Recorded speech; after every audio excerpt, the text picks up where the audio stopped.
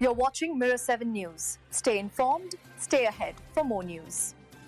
The Trump administration has finalized a set of controversial new rules that could reshape who qualifies for student loan forgiveness under the U.S. Department of Education. These regulations, announced this week, have drawn intense criticism for allegedly allowing political bias to influence who benefits from the Public Service Loan Forgiveness Program, a lifeline for thousands of public sector and nonprofit workers.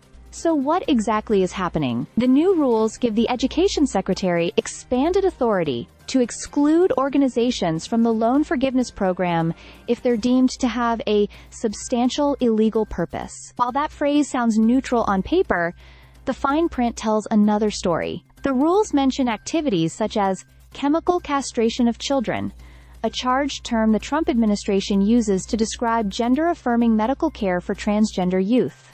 They also target groups accused of supporting undocumented immigrants, or so-called terrorist organizations. Categories critics say could easily be used to punish nonprofits working in immigration advocacy or LGBTQ+ rights. The Trump administration insists that these decisions will not be made based on political views, arguing that the goal is simply to ensure taxpayer money isn't going to organizations that break the law. But many advocates are not convinced.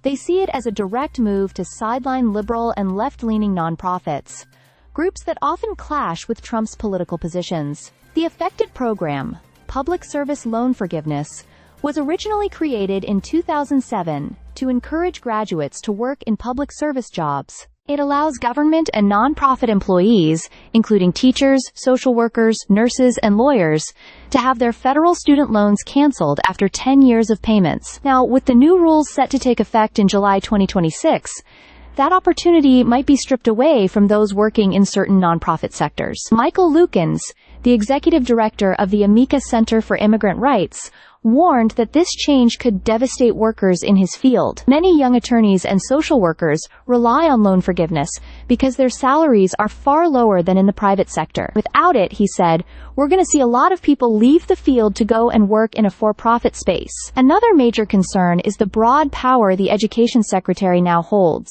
The rules allow the Secretary to bar organizations based merely on a preponderance of the evidence, rather than requiring an official legal finding. The National Council of Nonprofits criticized this as a dangerous precedent, one that could let any future administration, Republican or Democrat, reshape the eligibility rules to fit its own ideology. In short, what's being framed as a policy safeguard may end up becoming a political weapon. And as the debate over student debt forgiveness continues, these new restrictions have added yet another layer of tension to an already divided national conversation about education, equity, and the role of government in public service. Stay subscribed for more videos.